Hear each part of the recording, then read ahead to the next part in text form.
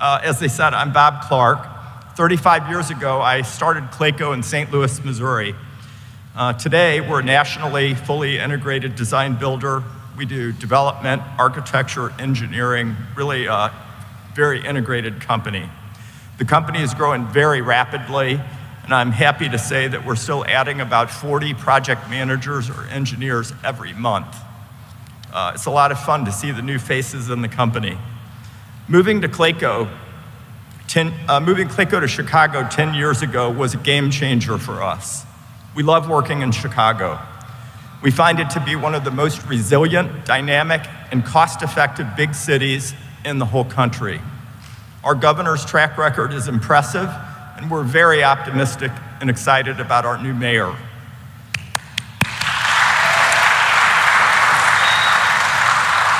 So it's been a tough few years with the pandemic, but we're seeing good signs. We're thrilled, in fact, at Clayco to be involved in the O'Hare expansion here in Chicago. We just broke ground on a $1.5 billion battery plant for Envision. We just broke ground on a $1.2 billion battery parts manufacturing for Intech in Indiana. The SK plant in Georgia was a $5 billion project still underway. We just broke ground on Group 14 chemical processing plant in Moses Lake, Washington. We're busy. And Samsung's new chip plant down in Tyler, Texas. All of these projects are due to the Inflation Reduction Act, the CHIPS Act, or the bipartisan infrastructure bill.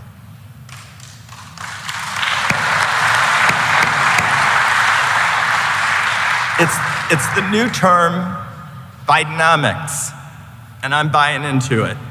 Investing in our workers, our communities, and the whole country. Clayco and the nation's top builders are gearing up for an American building boom not seen since World War II. We believe the Biden economy will last for decades. It's not a short-term change. And it's going to change the very fabric of American jobs. So today, I'm excited to introduce the President of the United States of America, my friend and the architect of this economy, Joe Biden.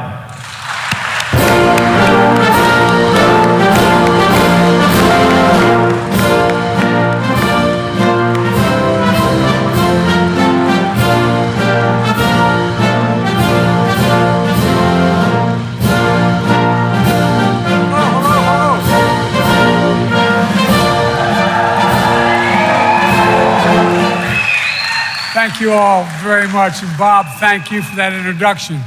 Bob's been helping me for a long time. I guess he doesn't know any better. And speaking of help from a long time, a brand new guy in town, a guy who I told him that being married, I think, is the toughest job in America. They know where you live, and every time you walk in the grocery store, you get questions. But congratulations, Mr. Mayor. And I think that you've been doing a good job. Mayor Brandon Johnson.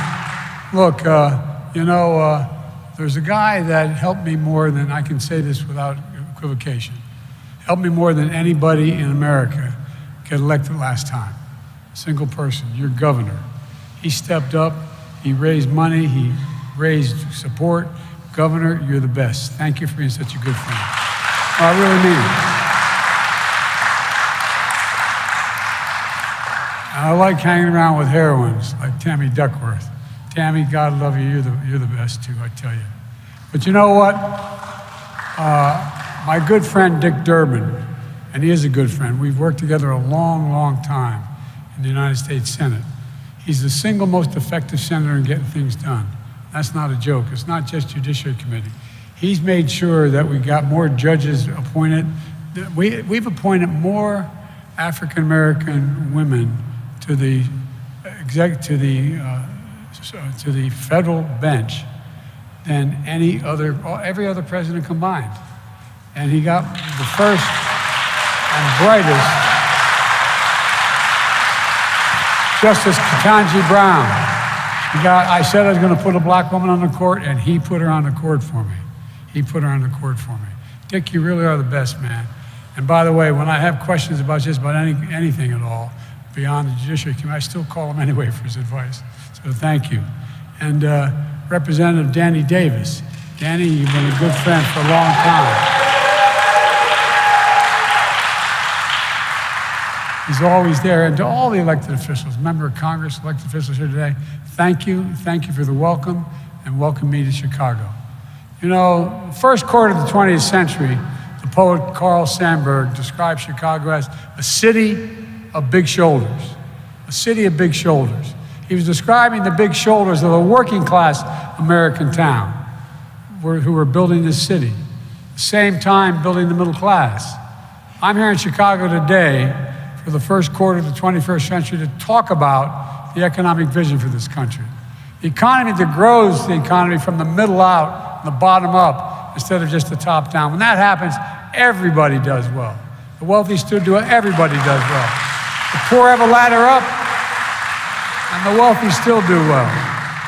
We all do well. This vision is a fundamental break from the economic theory that has failed America's middle class for decades now. It's called trickle-down economics, fundamental economics, trickle down. The idea was, it's belief that we should cut taxes for the wealthy and big corporations. And I know something about big corporations. There's more corporations in Delaware incorporated than every other state in the union combined.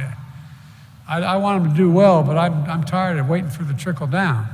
It doesn't come very quickly. Not much trickle down on my dad's kitchen table growing up. And it's a belief that we should shrink public investment in infrastructure and public education, shrink it. That we should let good jobs get shipped overseas, and we actually have a tax policy that encourages them to go overseas to save money. We should let big corporations amass more power while making it harder to join a union.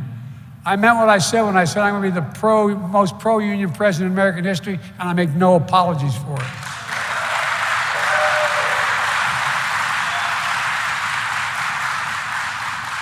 My predecessor, if my mom were here, God bless his soul, my predecessor enacted the latest iteration of the failed theory.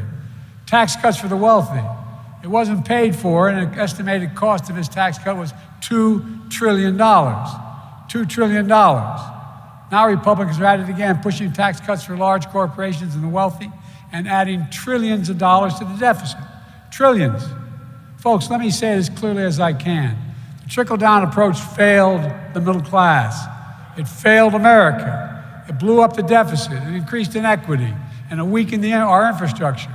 It stripped the dignity, pride, and hope out of communities, one after another, particularly through the Midwest, Western Pennsylvania, heading west. People working as hard as ever couldn't get ahead because it's harder to buy a home, pay for college education, start a business, retire with dignity. The first time in a generation, the path of the middle class seemed out of reach. And I don't think it's hyperbole, I think it's a fact. No matter whether you're a Democrat, Republican, or Independent. I knew we couldn't go back to the same failed policies when I ran. So I came into office determined to change the economic direction of this country. To move from trickle-down economics to what everyone on Wall Street Journal and Financial Times began to call Bidenomics. I didn't come up with the name. I really didn't. I now claim it, but they're the ones that used it first. I got asked by a press person this morning, getting on a helicopter in Washington, why, when I asked you about Bidenomics a long time ago, you said you didn't know what it was. I said, I didn't name it Bidenomics. I didn't realize the Economist and the Wall Street Journal did. But I think it's a plan that I'm happy to call Bidenomics. And guess what? Bidenomics is working. When I took office, the pandemic was raging and our economy was reeling. Supply chains were broken, millions of people unemployed, hundreds of thousands of small businesses on the verge of closing after so many had already closed. Literally hundreds of thousands on the verge of closing. Today, the U.S. has the highest economic growth rate leading the world economies since the pandemic, the highest in the world. As Dick said, with his help, we created 13.4 million new jobs. More jobs in 2 years than any president has ever made in 4 and 2. And folks, it's no accident. That's Bidenomics in action. Bidenomics is about building an economy from the middle out and the bottom up, not the top down. And there are three fundamental changes that we decided to make with the help of the Congress and been able to do it. First, making smart investments in America. Second, educating and empowering American workers to grow the middle class. And third, promoting competition to lower costs to help small businesses. Here's what I mean by all this. Under trickle-down economics, it didn't matter whether you made things as long as you helped the company's bottom line. Even if that meant seeing jobs and industries go overseas for cheaper labor. Supply chains and key products moved overseas, like China and much of Asia.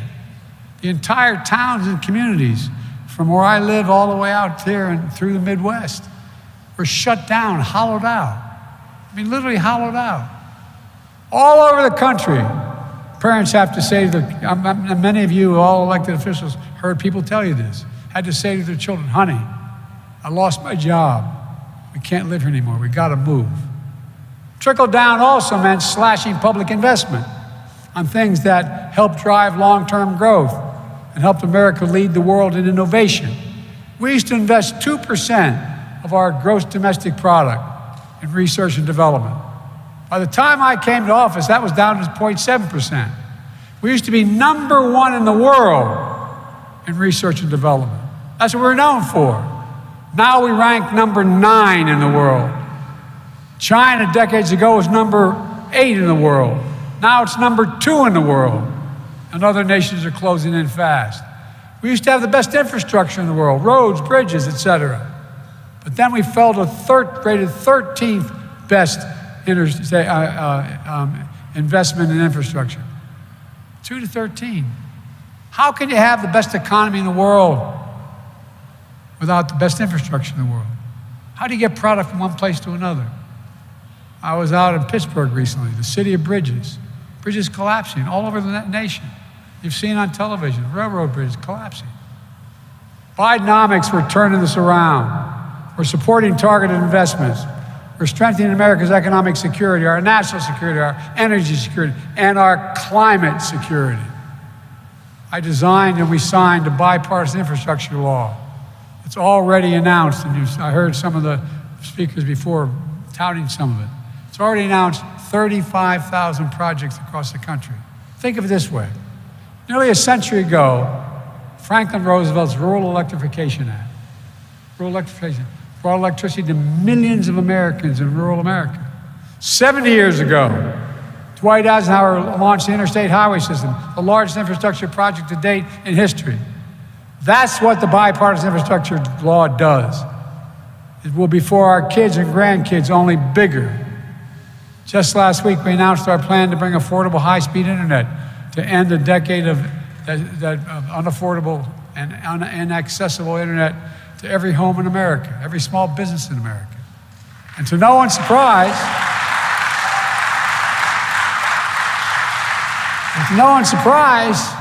it's bringing along some converts. People strenuously opposed, voting against it when we had this going on. This was going to bankrupt America. Well, there's a guy named Tuberville, senator from Alabama, who announced that he strongly opposed the legislation. Now he's hailing its passage. Here's what he said, quote, "It's great to see Alabama receive critical funds to boost ongoing broadband efforts."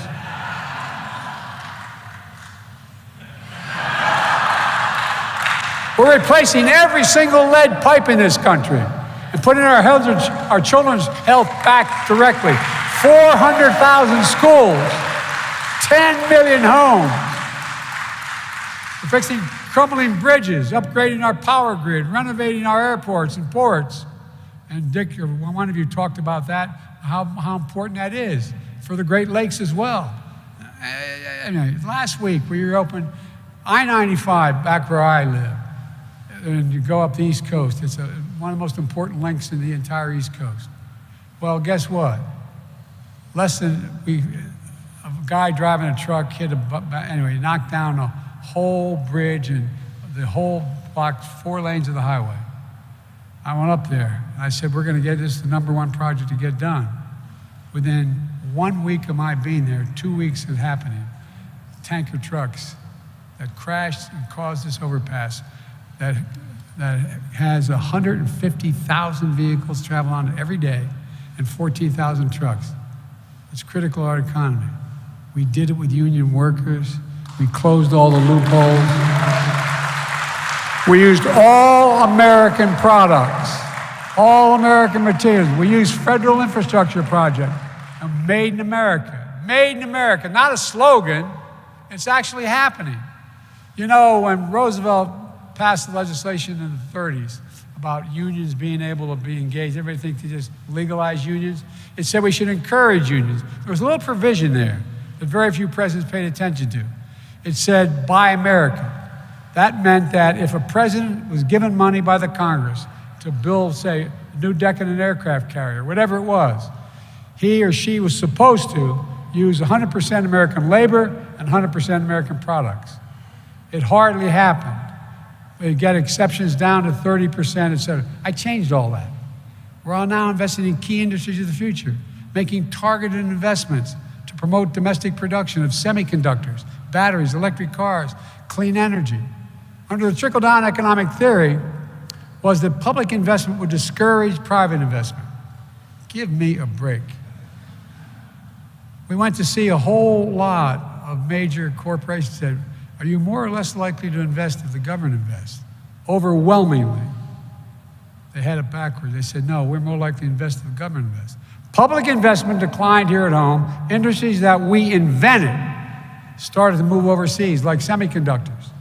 I want to remind you, America invented these chips. Small computer chips the size of the tip of your finger that affect nearly everything in your life. From whether your cell phone functions, your automobiles can be built, refrigerators work, it goes on, into sophisticated weapon system. It's all in that little, without that computer chip, we got a real problem. But over time, we went from producing 40% of those world chips down to 10%. Not anymore. Biden economics means industries of the future are going to grow right here at home. At home. I mean it. Not a joke.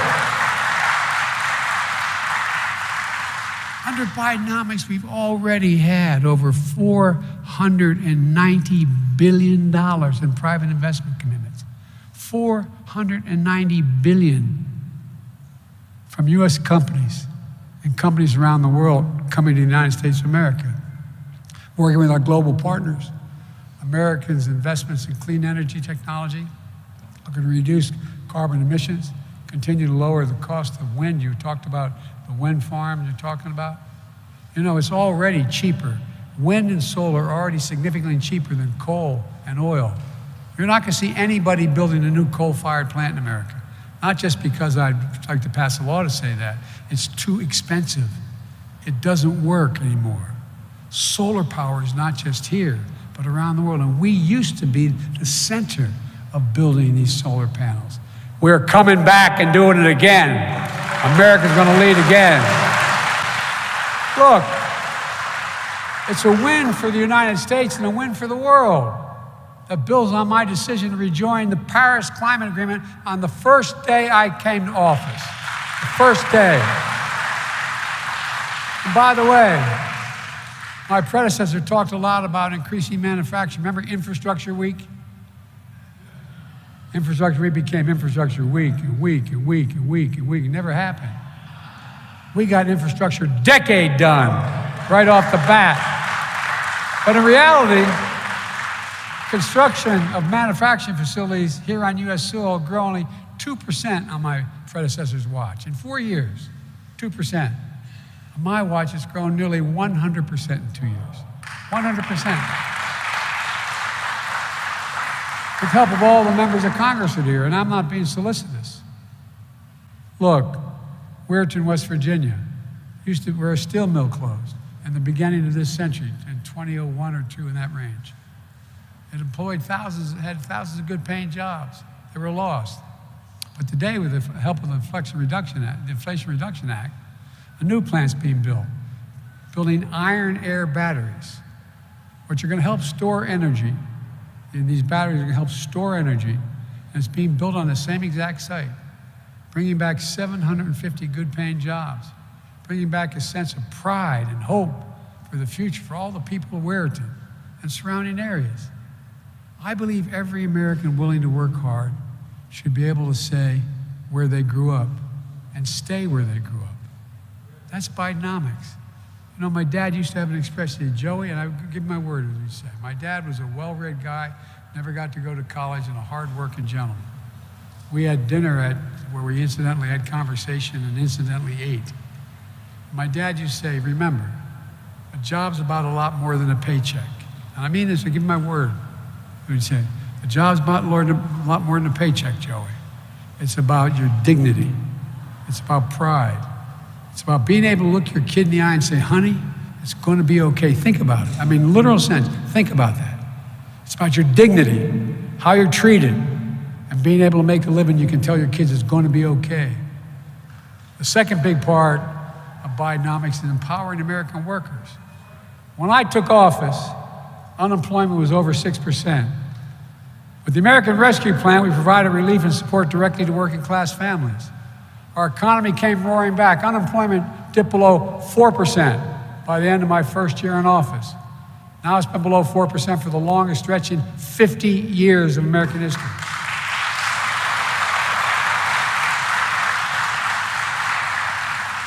And I must admit I concentrated on it, but we've seen with the help of Jesse Jackson's legacy and a lot of other people here, we've seen record low unemployment for African Americans, record low unemployment for African Americans and Hispanic workers with disabilities.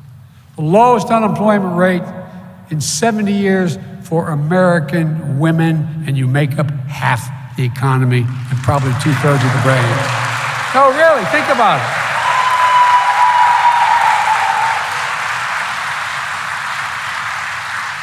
To pause for a second, when I was trying to name me a time when you thought any Democrat would get the endorsement within a week. Every single environmental group out there, the AFL-CIO, the women's groups. I mean, here's the deal. When I sat with the AFL-CIO, when I sat with the IBW, starting when I ran last time, I said, here's the deal, though. I'm going to be the most pro-American, most pro-union president in history, but you've got to employ more women, you've got to attract more African Americans, and you've got to attract more minorities. They have. They're going around. It's beginning to change. In every industry. I go to these sites where they're trained. And by the way, the other thing I've told labor guys, you got to brag a little bit more about what you do. You realize to get a license to be an electrician in this town or any other, you got to essentially go to 4 years of college. You have to go through an apprenticeship that takes you 4 years to 5, depending, or you can't get a job. You get paid a little bit, but you can't get your license to be an electrician, a labor electrician, until that happens. Look, pay for low-wage workers has grown at the fastest pace in over 2 decades.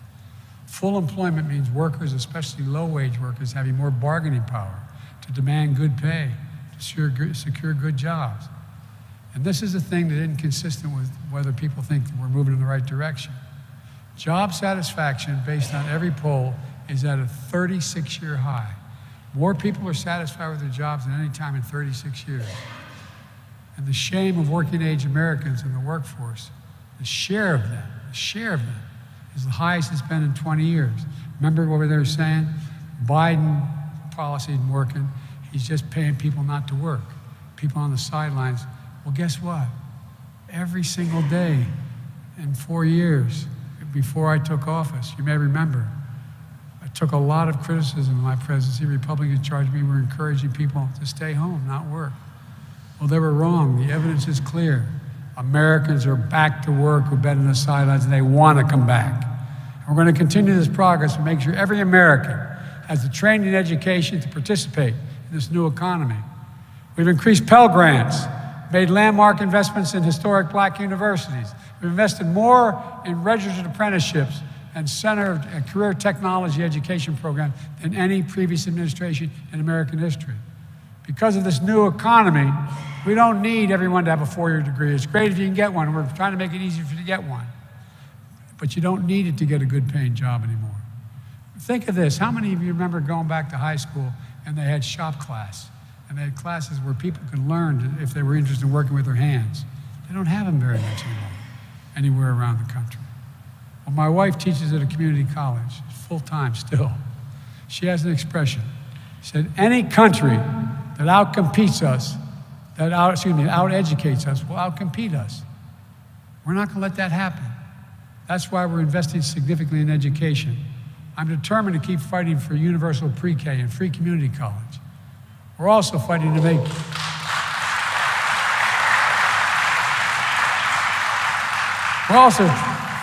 child care more affordable, because we know one benefit is that it opens up significant opportunities for parents to be able to go back and join the workforce. We're also making it easier to empower workers by making it easier to join a union. As I said, I promised to be the most pro-union president in history, and I tell business leaders all the time, our union workers are the best in the world. It takes 4 to 5 years in that apprenticeship. It's like going to college. They'll do the right job on time. Long-term cost for business is less. Addressing the 40-year decline in unionization by supporting project labor agreements, collective bargaining, prevailing wage laws. That's the reason today America's support unions is higher than it's been in 60 years. 60 years. And by the way, I met with the Business Roundtable and others. They said, why am I so pro-union? I said, because it helps you. It really does. Think about it. The total cost of a major project goes down when you have the best workers in the world doing it. Not a joke. It's true. It lasts longer. You don't have to worry about whether that socket's going to work. Look, young people are organizing new companies and industries. I've indicated to labor leaders they must expand their ranks. As I said, more women, more minorities. That's what they got to do. Third part of Biden economics is promoting competition. Because when companies have to compete on a level playing field, they have to work harder to attract customers and recruit and retrain workers. Some of you business people here know that well. But under the trickle-down economic theory, 3/4 of U.S. industries grew more consecrated.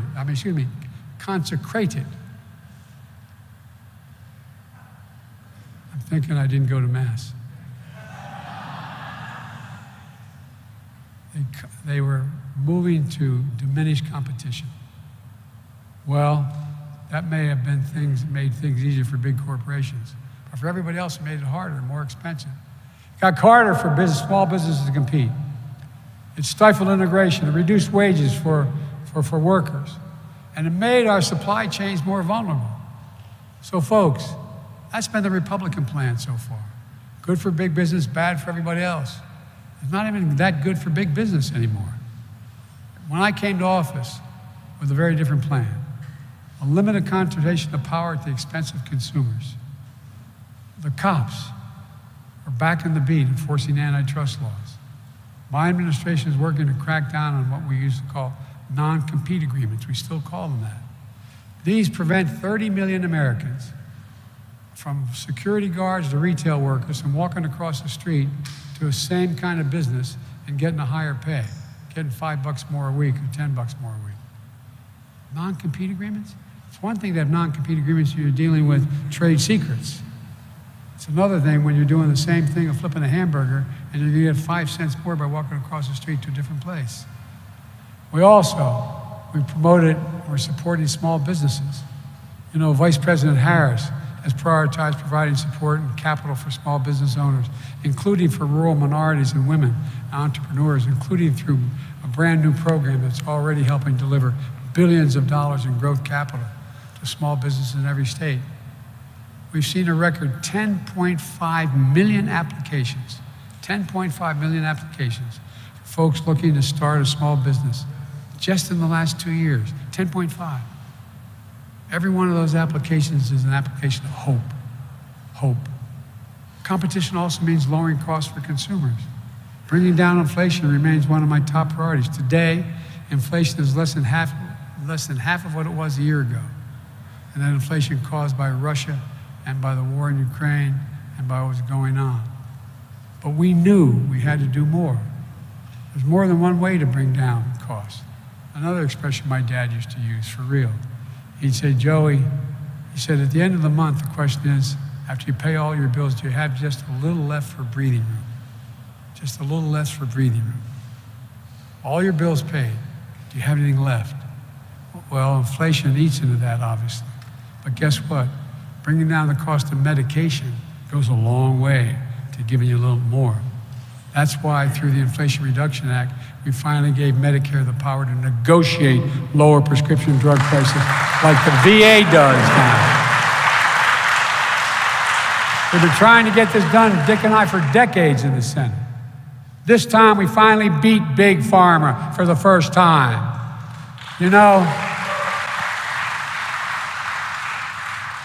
the same drug made by the same American company, sold in Chicago, is more expensive than that same drug sold in Toronto, Great Britain, France, Germany, any city you can name, for real. Now seniors on Medicare are paying as much as $400 less, who were paying $400 a month for insulin last year, are now paying $35 a month. Because guess what? You know how much it costs to make that insulin? 10 TEN dollars. Package it, maybe 12 total. And the guy who invented the insulin didn't even ask for a patent because he wanted everybody to have access to it. We're just finishing the first round of negotiating drug prices. And we'll say to taxpayers this year, $160 billion. That's like a tax cut. Lowers the cost of prescription drugs and it lowers the federal deficit as well. We're expanding health care coverage for more Americans, building on Barack's Affordable Care Act. You know why we're doing that? I'm proud to strengthen that act, saving average families $800 a year on their health care premiums. We're also fighting to end junk fees. Most people don't think of it that way. Well, here's what a junk fee is. They can add up to hundreds of dollars a month for a family. Like that extra fee when you say, I want my child to sit next to me when I take him to see Grandpa on the West Coast. It's not listed now. They're listing it now. Hotel resort fees. You don't realize, you're not told they're going to be, that ad in television? Mine is $200, his is $180. Well, guess what? Or the one that bothers me the most is overdraft fees for banks. The banks made $7.7 billion a year on overdraft fees. You overdraft a check, you get a penalty. It's one of the leading bank presidents, God love him, he's passed away, but he had a yacht. The name of the yacht was Overdraft. Swear to God. Well, guess what? There are gonna be no more overdraft fees. Folks, we're doing this, doing all this, reducing the deficit at the same time. Just in my first 2 years in office, my team and I have reduced the deficit by $1.7 trillion, more than any president had, just in 2 years. And the budget agreement I negotiated without having to give away anything of consequence reduced the deficit by another $1 trillion. You know, reversing 40 years of Republican trickle-down economics that helped few but hurt the middle class, it's going to take some time. But we're in a place where some big pieces, and we're moving in a direction where we can get some more done and people will see it.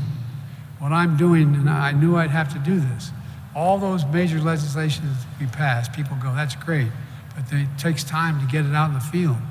It takes time for them to see it. And I'm not here to declare victory on the economy. I'm here to say we have a plan that's turning things around incredibly quickly. But we have more work to do. For example, does anyone here think the federal tax system is fair? Raise your hand. No matter how much money you make.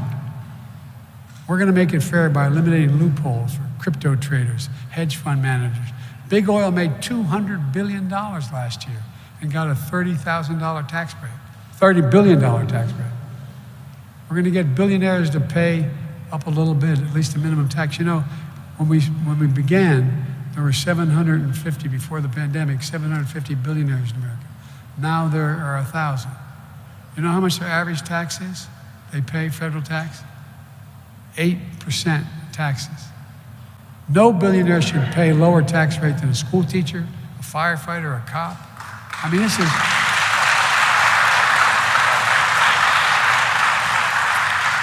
I'm not talking about the old days of 70% tax. I'm talking about a fair shot. If they just paid the top tax rate that exists now, which is 130%, we'd raise billions and billions of dollars, lowering the deficit, allowing us to pay for so much more we have to do. That's the next phase of this fight, making the tax code fair for everyone, making the wealthy, the super wealthy, and big corporations begin to pay their fair share without raising taxes at all on the middle class. I made a commitment when I got elected. No one in America making under $400,000 will ever have to pay a single penny more in federal taxes as long as I'm president. And I've kept that promise. And $400,000 is a lot of money where I come from. Let me close with this. When I came to office, I had a fundamental decision to make. We're going to continue trickle-down economic as a policy that's failed time and again, that grew inequality, that saw jobs go overseas, that saw, and you've seen it out here, towns hollowed out. I ran on the promise I was going to end this, and that I began to build an economy from the middle out and the bottom up. We're not going to continue down the trickle-down path as long as I'm president. This is the moment we're finally going to make a break and move away from an economy that has existed in a fundamentally different direction. Here's the simple truth about trickle-down economics. It didn't represent the best of American capitalism, let alone America. It represented a moment where we walked away, and how many in this country, from how this country was built, how this city was built. Bidenomics is about the future. Bidenomics is just another way of saying, restore the American dream, because it worked before. It's rooted in what we've always worked best at in this country, investing in America, investing in Americans. Because when we invest in our people, we strengthen the middle class, we see the economy grow, that benefits all Americans. That's the American dream. 40 years of trickle down limited that dream, except for those at the top. Too many, for too long, have seemingly suggested that it's only available if you have a 4-year college degree. You can work at a teaching or work at a tech center. These new factories that are opening, these fabs that are opening for semiconductors, without a college degree, you're going to make $100,000 to $130,000 a year working those fabs. $100,000 to $130,000 a year. But I believe that every American willing to work hard should be able to get a job no matter where they are. In the heartland, in small towns, in every part of this country, to raise their kids on a good paycheck and keep their roots where they grew up. That's Bidenomics. I think the economic philosophy is not going to restore the American dream that we have now, that philosophy, but this new one will. It's going to help, and I think it's going to help lessen the division of this country by bringing us back together. It makes it awful hard to demagogue something when it's working, although they do it all the time. I've long said, and I mean this, I was on the Tibetan plateau with Xi Jinping. I traveled 17,000 miles with him. I've spoken with him more than any other head of state, because it started when I was vice president, and President Hu was the president, and he was the vice president. We knew he was going to be successful. It was inappropriate for Barack to spend that time with him, but I spent a lot of time with him. I met alone with him, just he and I, and a simultaneous interpreter 68 times, 68 hours, 68 times, more than 68 hours. By the way, I turned in all my notes. But this is God's truth. He asked me, we're in the Tibetan plateau, and he asked me, he said, can you define America for me? And I said, yes, in one word, and I meant it. Possibilities. Possibilities. We're a land of possibilities. And I told him it's never been a good bet to bet against America. Never. And I can honestly say I've never been more optimistic about America's future. I swear to God. I've never been more optimistic. We just have to remember who we are. We're the United States of America. There is nothing beyond our capacity if we work together. So God bless you all, and may God protect our troops. Thank you, thank you, thank you.